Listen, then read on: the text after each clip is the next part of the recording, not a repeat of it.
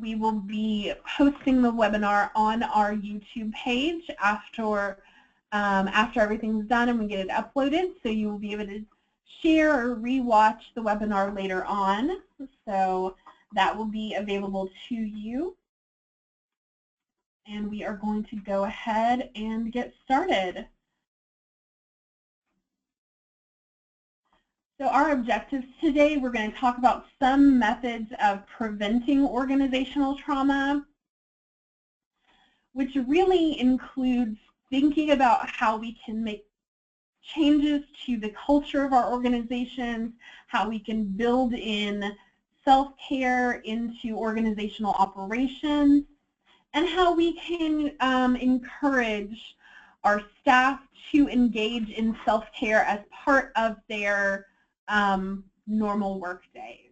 So if you do want to view this session or any of our other 2 webinars in the series, you can find all of our webinars hosted on YouTube by simply searching TN Coalition, and those will be available to you.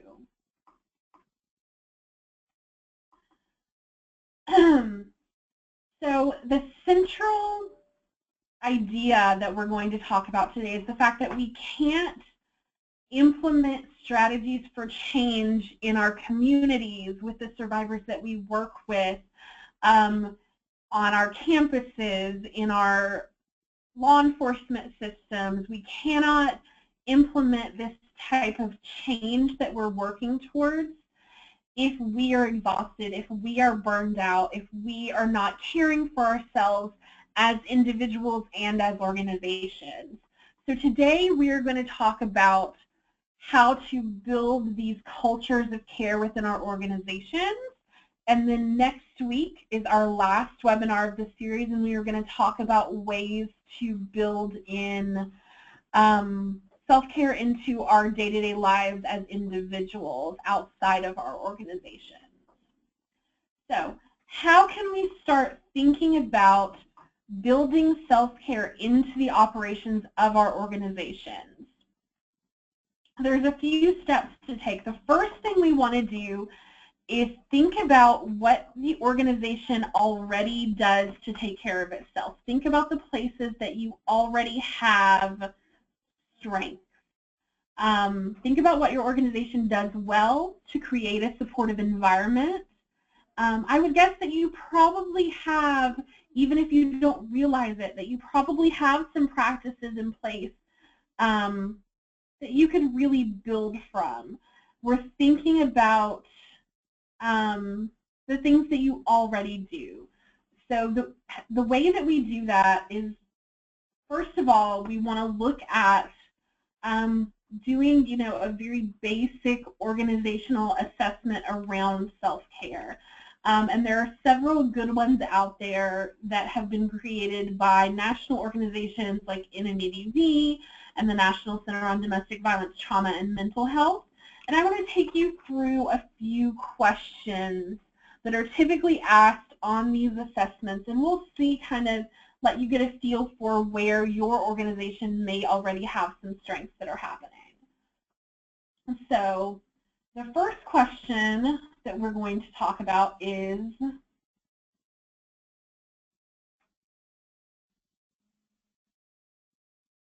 does your organization provide training to its employees on secondary stress, on trauma, on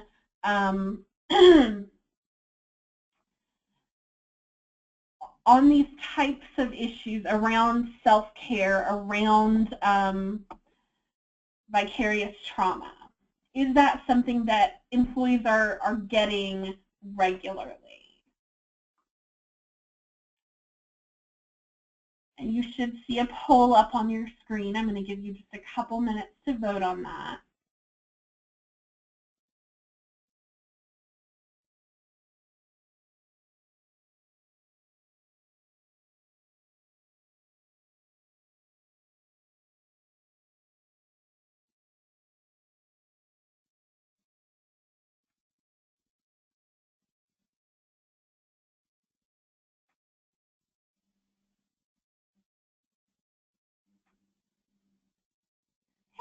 So as you can see, about 67% of you said yes, that your organization does provide this type of training, which I think is absolutely wonderful. That's one piece that you all are doing well, that you have available to you to kind of start off this process of creating an organization of care.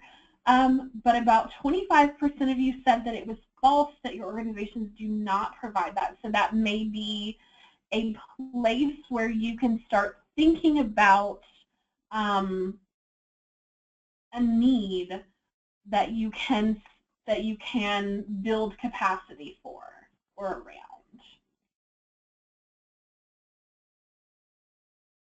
Okay, the next one we're going to look at is staff at my organization are given opportunities to attend refresher trainings, to receive new training on their areas of responsibility. So you have opportunities built in for personal development and training. Is that true or false? I'm going to give you a couple minutes to answer that one.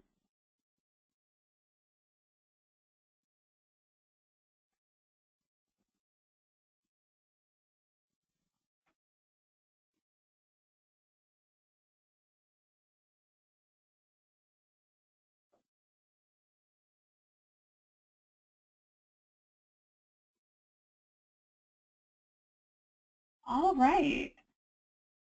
So as you can see, the vast majority of you said yes, that your organization does offer opportunities for personal development and training, which is wonderful. And it's a piece that we're going to talk about later that we can kind of build into encouraging self-care through some personal development and training opportunities. So the next piece of our little mini assessment here.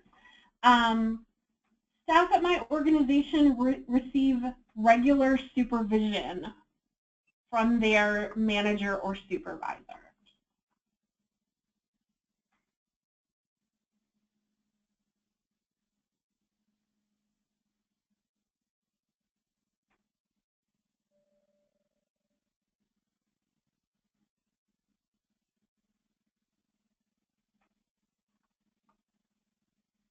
Right, I'm going to give you a couple more seconds to answer this one about supervision.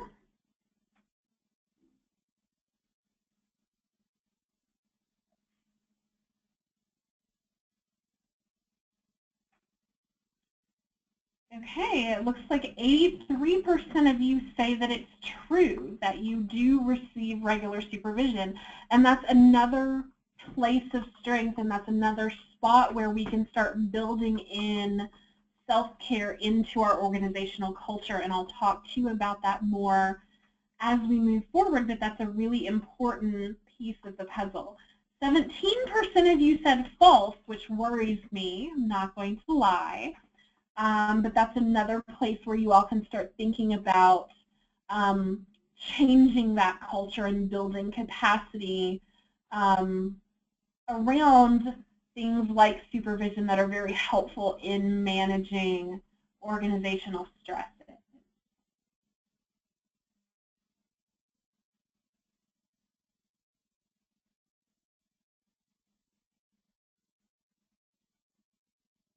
All right. The next one that we're going to look at is that for those of you who do receive regular supervision, part of your supervision is used to talk about stress and self-care. So part of the supervision that you receive regularly, your manager, your supervisor takes the time to talk to you about self-care and about stress and vicarious trauma.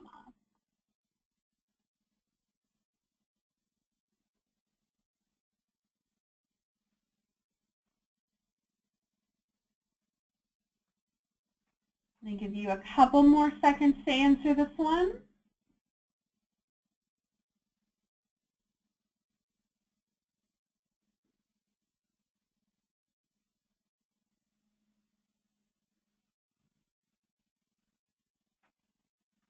All right. So this one is a little more concerning for me. So 70% of you say that yes, your supervisors take the time to talk to you about self-care and stress management in your supervision, but about 30% of you say that that's not happening. So again, these are places as you're kind of assessing your organization and as you're thinking about what places that you have where you're doing well and what places that you have where you can build capacity. This is an important spot to think about. Are we talking about this? When are we talking about it? How are we talking about it? Okay. So this is a really important one. And I want you to be honest because I know the answers already for some of you. Staff members at your organization are encouraged to take breaks, to take an actual lunch break during the day, and to use your vacation time.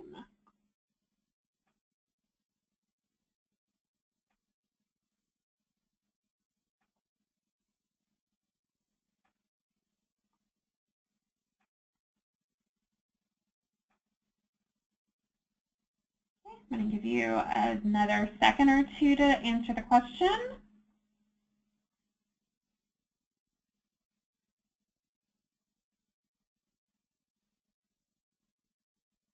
All right.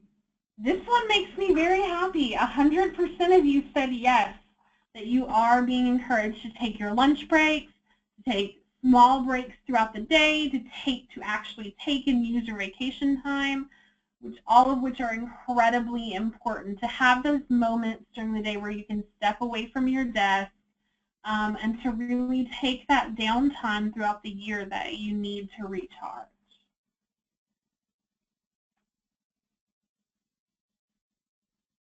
So, at my organization, we have regularly scheduled team and or staff meetings. And by regularly scheduled, I mean they happen weekly or monthly or whatever, not just whenever we can make it happen. So they're regularly scheduled. You actually have them on a recurring basis.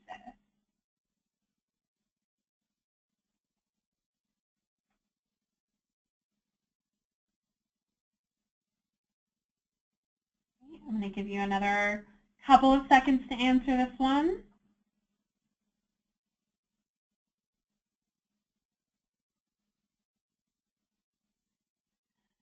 All right. So about 80% of you said yes, that you do, which is excellent. And this is, again, looking at the opportunities where your organization comes together, where you can start having conversations and implementing some pieces of self-care. And we're going to talk about that as we go along with our training today. About 21% of you said that's false, which again, you're looking at places where you may need change, where you may need to build capacity, where you may need to look at your organization's policies and culture and see how that is lending itself to self-care and stress management. So the last question, and this is a really important one, and if you have been with us through the past couple of webinars that we've done in this series, that you know that this is a huge factor in organizational trauma and organizational stress. So the question here is, I feel as if my organization's leadership is transparent and they communicate clearly and openly about important issues that relate to the organization.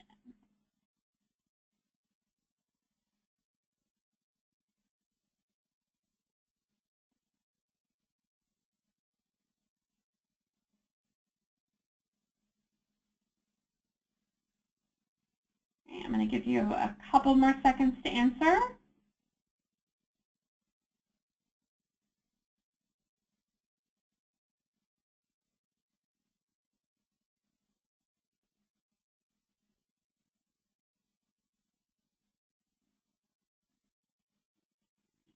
All right. So about 3/4 of you said that it was true that you felt as if your organization is transparent and communicates openly about important issues that affect the organization. About 26% of you said that's false. So again, we're not judging.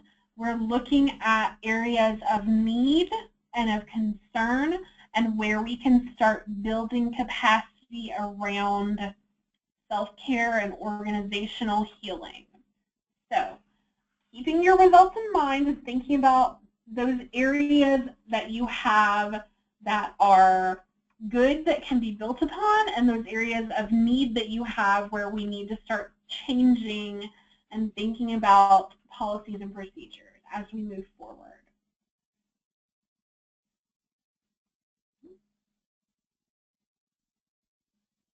Well, somehow we rewound a little bit, I apologize.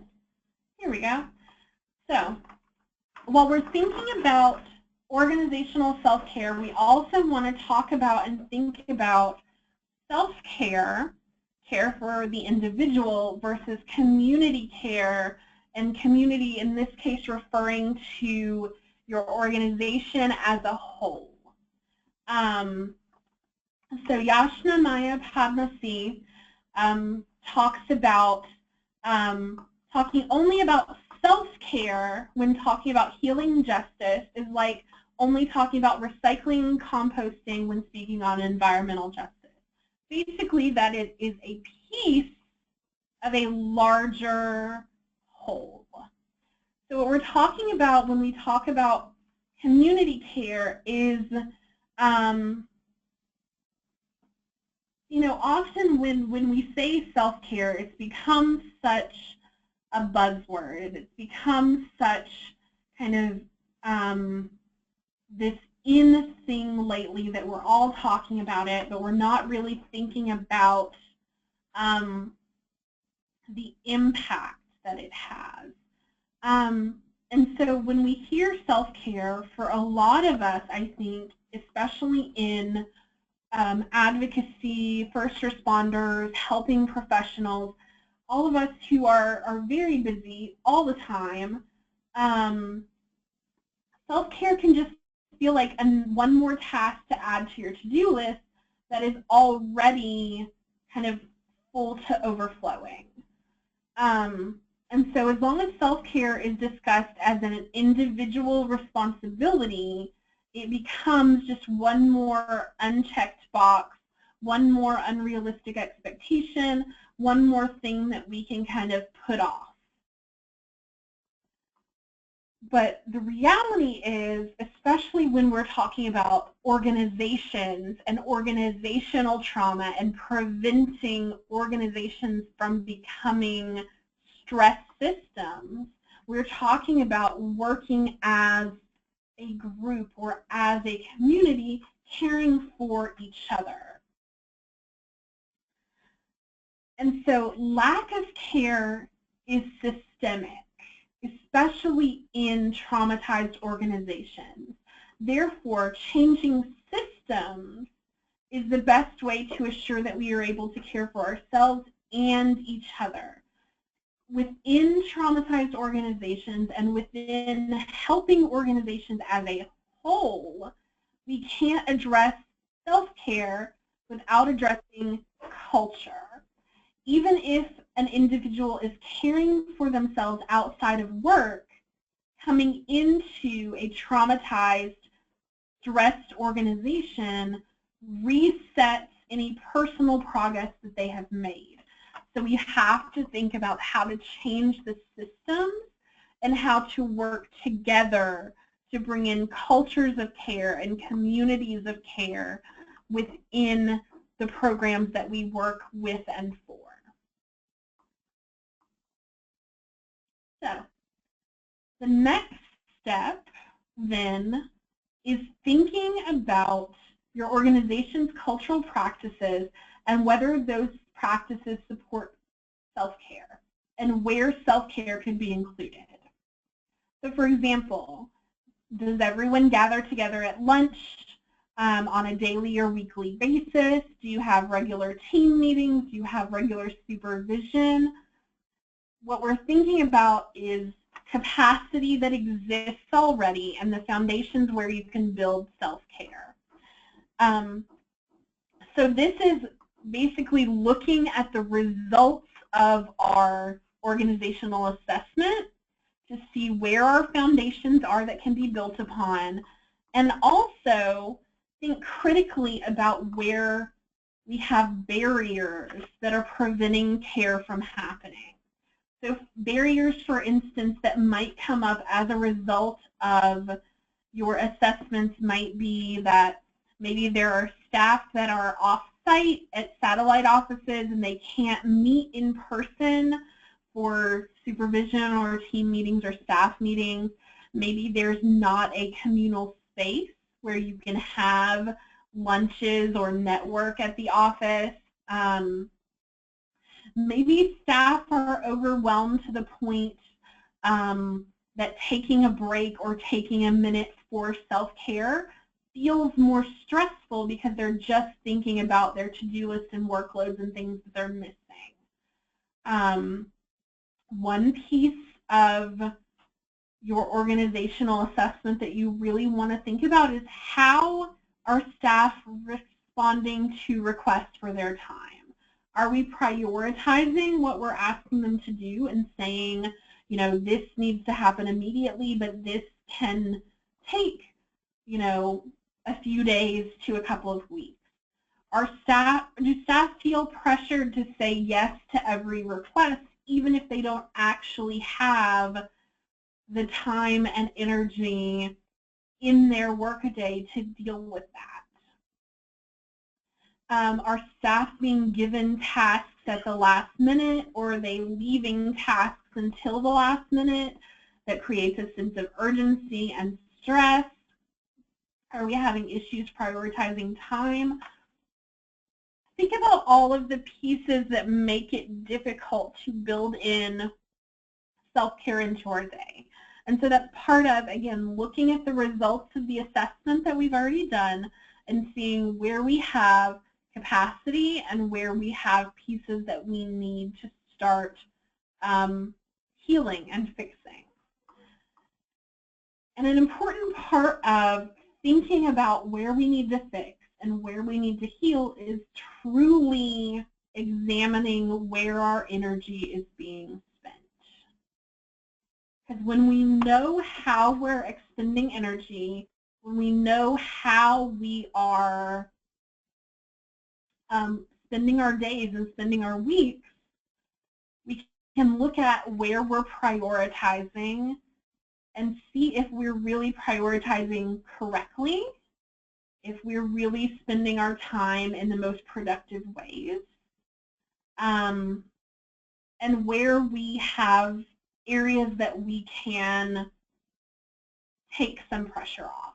So the best way to do this is really to sit down in a staff meeting or a team meeting and have staff write out a very detailed kind of agenda of what they do in a day or what they do in a week.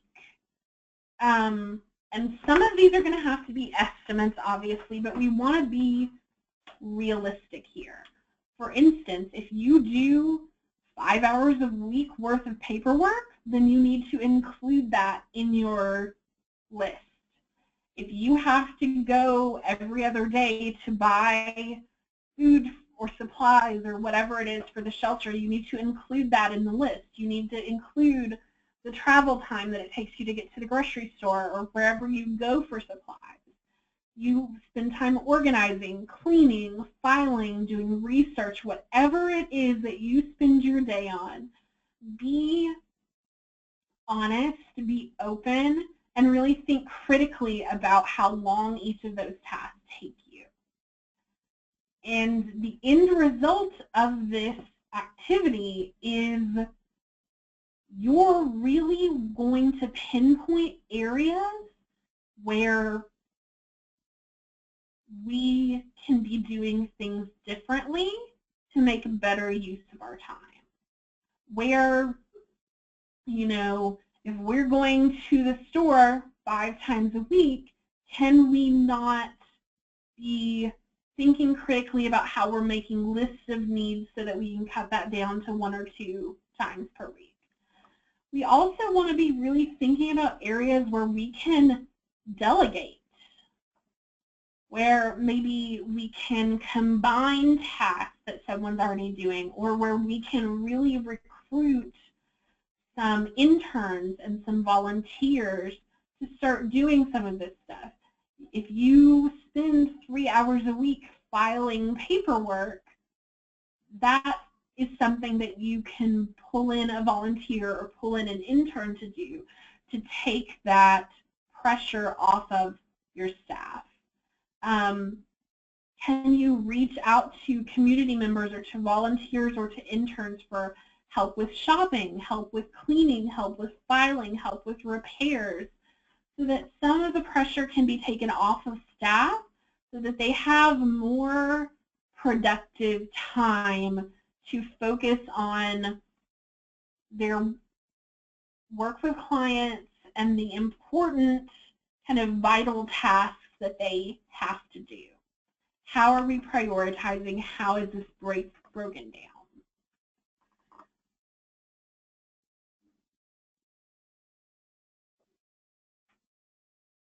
And so once we have really done those assessments and once we have looked at our organization critically about the places where we have capacity and the places where we need to build capacity, the next step is really facilitating a conversation with all the staff, whether it's at a staff meeting or if you bring a facilitator in and have a retreat or something, however this looks. If you bring a trainer in to facilitate the conversation, really start thinking about and having a conversation with staff about what it would look like and feel like if the organization had a culture of self-care. And based on our assessments, based on the questions that we asked and where we've looked at our culture and our organization already, what steps can we take to create a culture of self-care or a culture of community care? And so the questions that we want to look at are, what would be different? What would we be doing more of? What would we be doing less of? How might you respond to one another's requests differently? Instead of saying yes to every request, how might we respond differently? How might we think about our own workload and be realistic? How might we have these conversations about what priorities are and how to prioritize our days? How might we make requests differently? So we might make sure that we are giving complete and full pictures of what we're asking for, and we're giving people timelines instead of just sitting something on their desk and saying, I need you to do this. We're going to start saying, here's what I'm asking, here's what I need you to do, here's when I need it, here's a realistic timeline. And make sure that your staff are empowered to say, not just feeling pressured that they have to say yes to everything, but can say, I can't add that to my plate right now, or I can do that, but here's a realistic timeline based on what I already have on my plate. Are we being realistic? Are we thinking about what our own and each other's priorities are, and we're not overloading people? And we're careful not to be taking advantage of that person in the office that always says yes to every request and overloading that person or those people. And so then we're going to start thinking about the ways that we're building self-care into organizational culture. And again, when we think about self-care, we often think about yoga and meditation and doing a spa day, and those are kind of the stereotypical things that we talk about when we're thinking about individual, personal self-care. But when we incorporate self-care into organizational culture, what it really looks like is healthy boundaries, healthy organizational practices and procedures. And so things like, you know, supervisors taking the time during supervision to check in about work-life balance and stress and self-care every single time. Have that be a standing part of supervision, is to have that check-in about stress and vicarious trauma and self-care. Incorporating meaningful self-reflection and care activities into the beginning of every staff meeting. Having, again, that be a regular piece of your staff meetings. If you're having regular staff meetings, regular team meetings, incorporating and setting aside 5, 10, 15 minutes of those meetings to be self-care, self-reflection based every time. Make that a priority. Make that a piece of the agenda. Self-care in organizations looks like leaders who model healthy boundaries. Leaders who model not responding to emails after work hours, not scheduling back-to-back meetings, not working 60, 70 hours a week. You know, modeling healthy workplace boundaries and modeling healthy interactions. Creating spaces for cross-training and peer education. So where I'm training you about what, I'm training the group about what I do, and you know, we're taking turns training each other and educating each other about the different functions of the organization as a whole, so that we can better appreciate each other's work, and we can be finding places where our skills may fit in and we can help each other better. Allowing time for peer support and peer collaboration. So allowing time, you know, for networking and reflection and conversation with peers. Bringing a trainer in and training the staff on ethical communication and healthy conflict resolution. So once your staff are trained on healthy and ethical communication and healthy and ethical conflict resolution, you're going to cut down on a lot of that conflict-related stress and interpersonal stress and issues. So think about how you can use personal development and staff training to your advantage in these ways. Make sure that we are interrupting and challenging racism, sexism, homophobia, ableism, other forms of oppression in the workplace. Make sure that you're having cultural competency trainings and trainings on sexism, homophobia, racism, and that your workplace is healthy and that you're having these conversations and that you're not tolerating when things are happening. Because if staff know that the workplace is a safe place in these ways, they're going to be less stressed out, less worried, less on edge overall.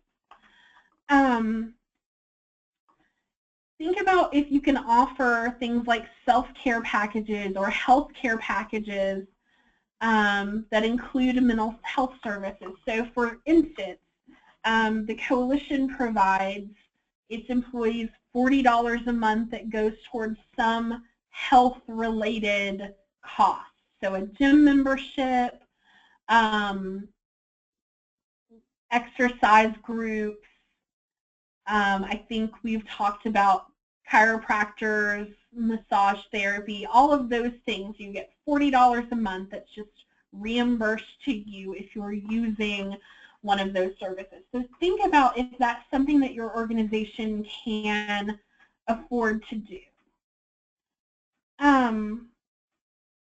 Have meetings occasionally, every other month or even quarterly meetings that are just check-ins, that are just conversations about vicarious trauma and stress and burnout and self-care.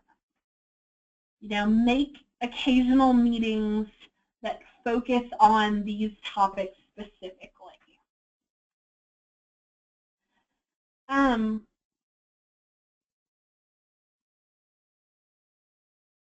And think about adding a self-care line item to your budget. Now, obviously, if you're grant funded, you're going to have to do that with unrestricted funds.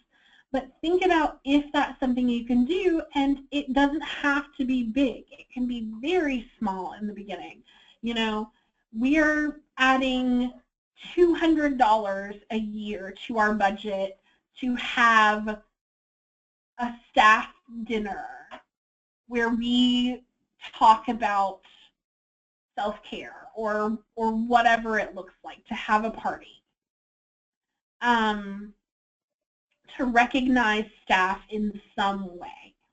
So all of these are pieces that you can add self-care and healthy organizational habits without it being so nebulous or so frivolous seeming, like a yoga or a spa day or whatever. That really, when we're talking about organizational cultures of care, it's about healthy organizational policies, procedures, and practices. So before we move forward and talk about more ideas, does anybody have any questions or concerns about anything that we've talked about so far? If you do have a question, go ahead and type it in the chat or question box on the little toolbar that's on the right side of your screen. I'm going to give you a minute to see if anybody has any questions before we move on.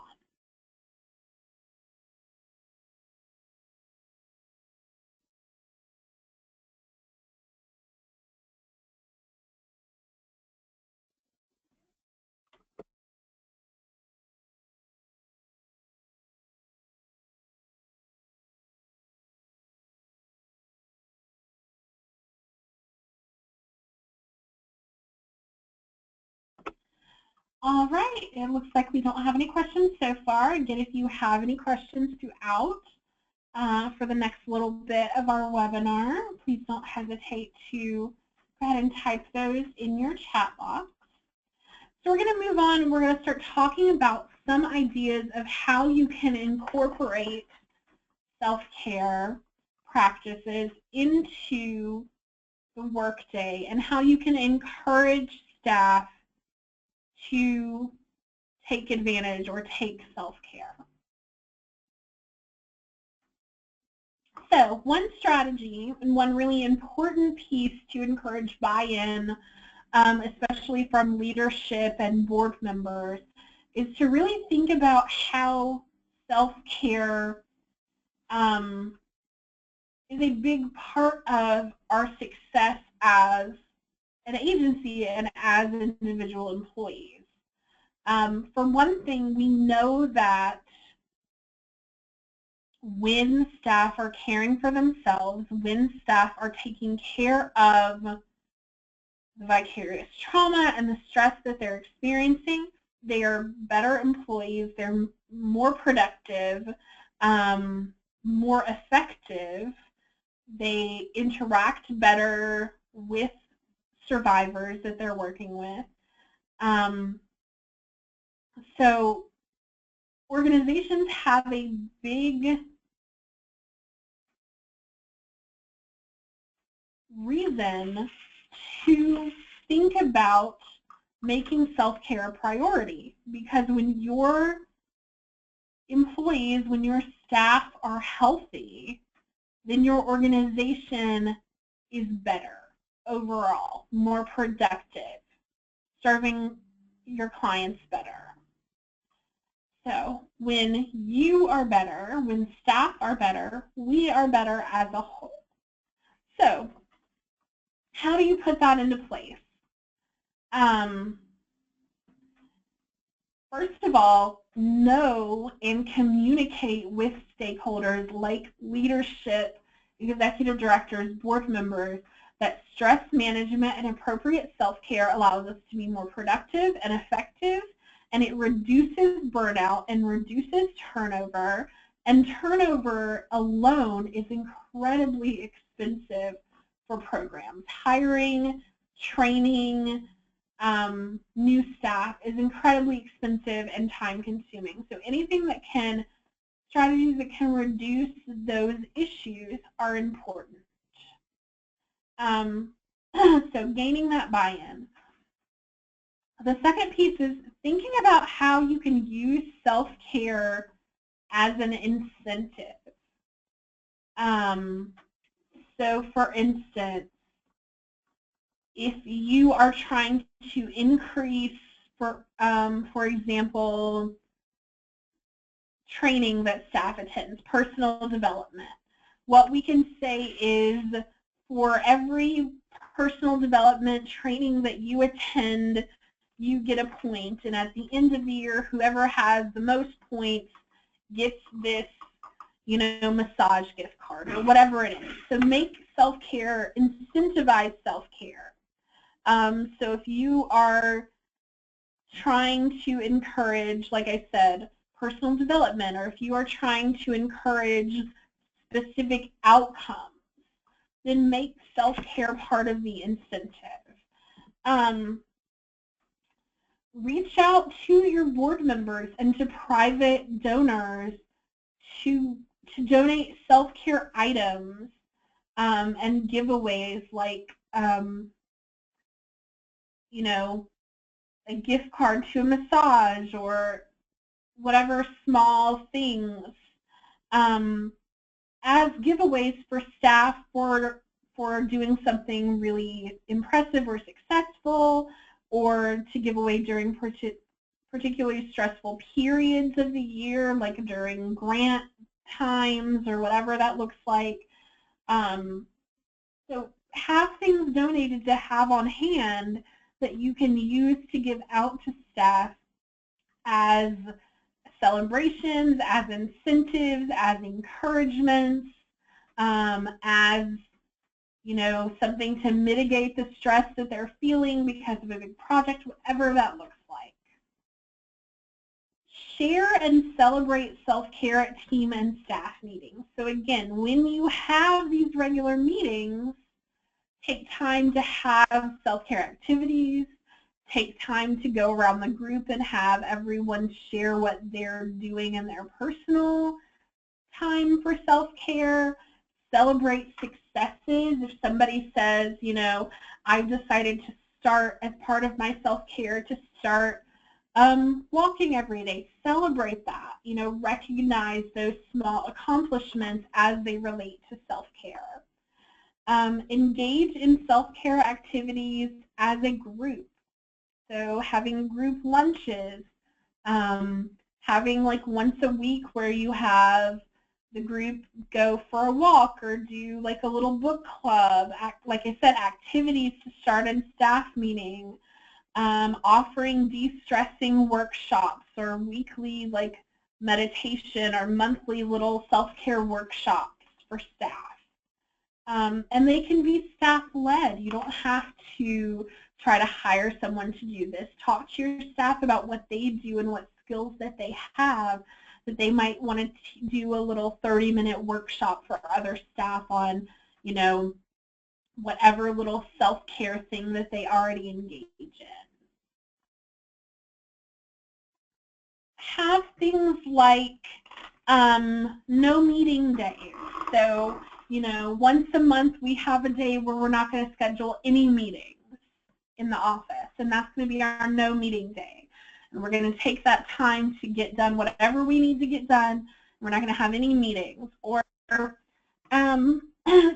institute a thing where your staff is allowed to have one closed door day a month. So that may mean that they have a big project that they're working on and they need to just close themselves up in their office and spend the day dedicated to that. And if today is their closed door day, then no one is allowed to interrupt them and nobody is allowed to ask them for an extra task or whatever it is. So closed door days are a great thing, allowing that to be something that you do. If it's possible, and I know that with a lot of our organizational structures it's not possible, but if you can, if your organization lends itself to having, you know, once a quarter work from home days, you know, once every quarter of the year, this day is the day that we're all going to work from home. If that works out in your organization, give people those small opportunities to de-stress every once in a while. Provide healthy snacks if that's something that you can do, if that's something that your organization is capable of in their budget or whatever it looks like, or through donations. Provide healthy snacks for your staff members. Encourage that, you know, just like people may take smoke breaks throughout the day, encourage people to take walking breaks and go on like little 2 or 3 minute walks around the parking lot or go outside and stretch their legs, whatever that looks like. Make sure that you're creating ways for everyone to participate, thinking about people who work off-site at satellite offices, thinking about people with disabilities who may not be able to participate in things like yoga days. Have opportunities for your staff members to share stories and ideas of what they're doing for self-care. So for instance, you may put up a self-care bulletin board and encourage people to pin up little index cards with ideas for self-care.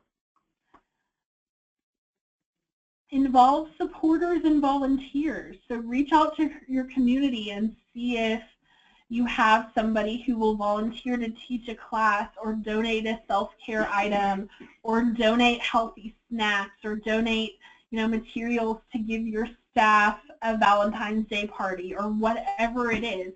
It doesn't have to cost you money.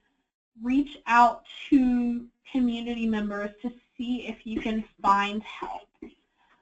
Allow staff to lead sometime.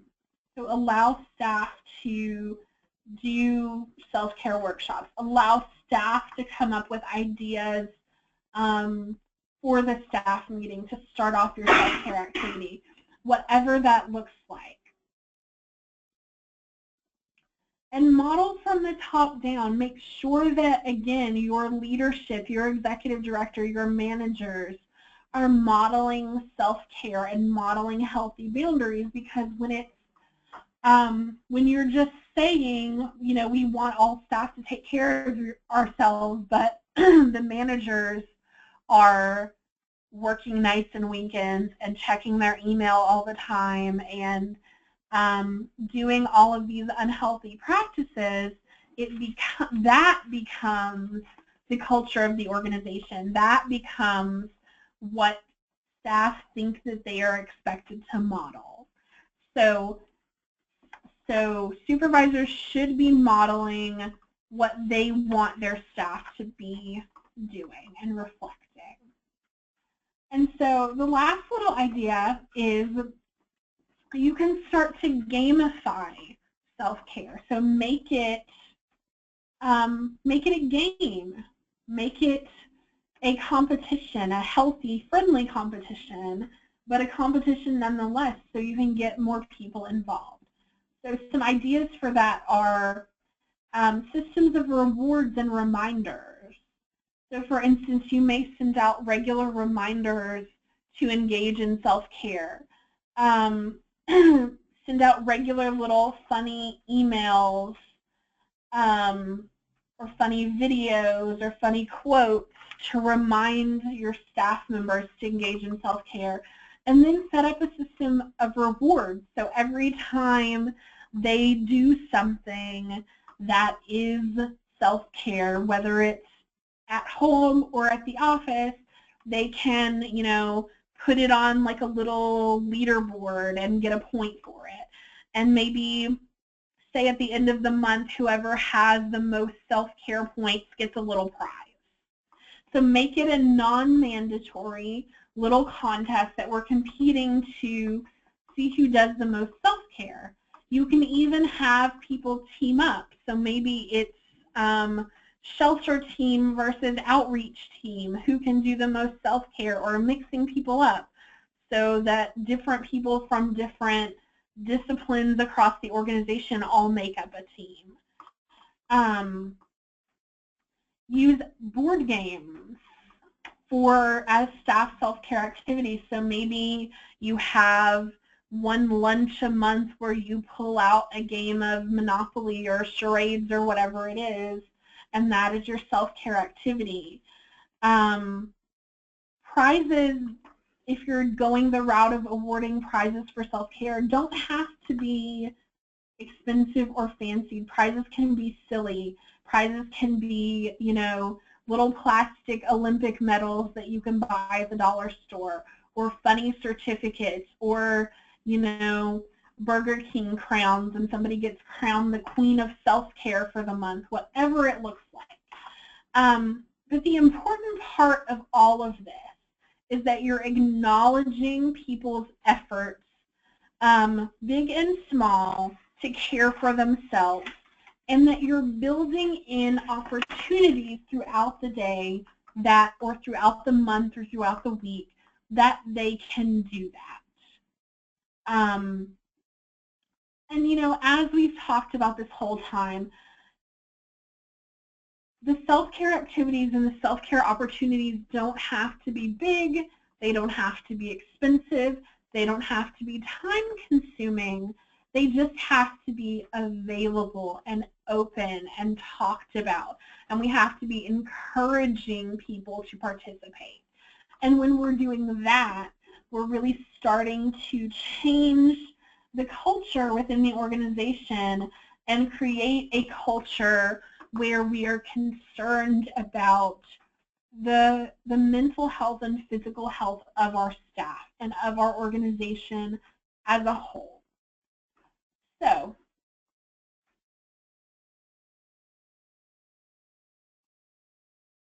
think about this. We are connected as helpers, as advocates within our organization, and it is our responsibility, not just as individuals, but as communities, to create structures in which self-care changes to community care, in which we are cared for and able to care for others. So, as we wrap up, I want to give a last call for anybody who has questions about what we've talked about today, who has questions, concerns, ideas to share for what you're doing within your organization for self-care. Please share those questions or concerns or ideas in your chat box or your question box.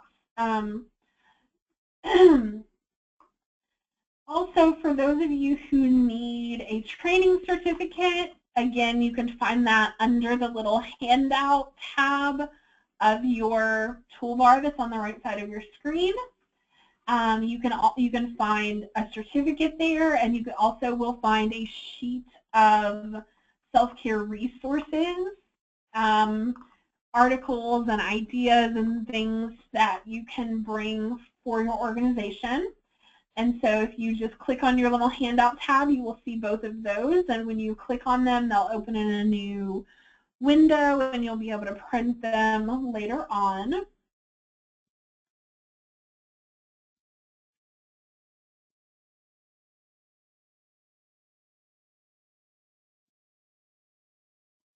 Courtney asked, do you have ideas for engaging PRN staff in self-care?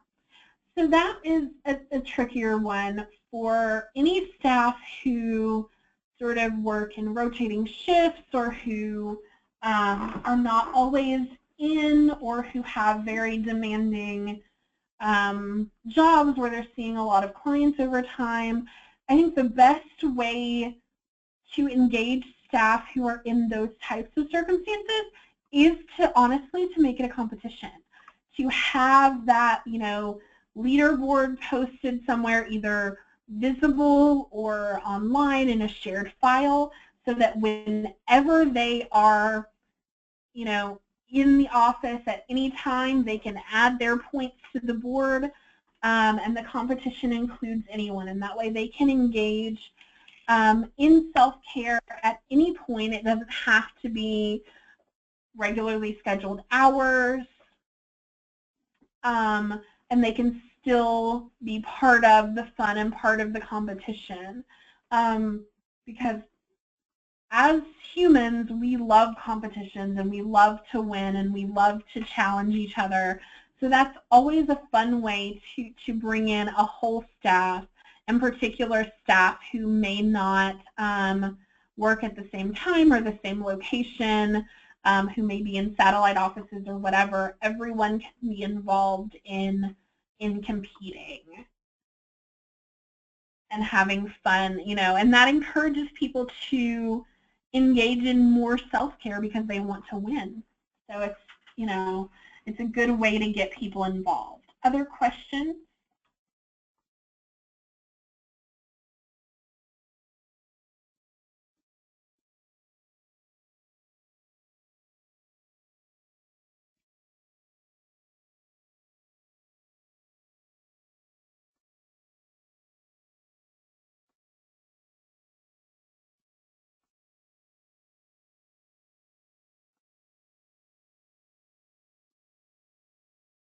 All right, I'm going to stay on the line for about 3 or 4 minutes to give everybody an opportunity to download their certificate and the resource sheets, as well as ask any last little lingering questions. If you have other questions that you don't want to ask to the group or that you want to follow up with me later on, my email address is on the screen, so you can see that. Feel free to email me at any time to chat about these topics, and I'm happy to talk to you about it and brainstorm ways that you can help your organization specifically engage in more self-care.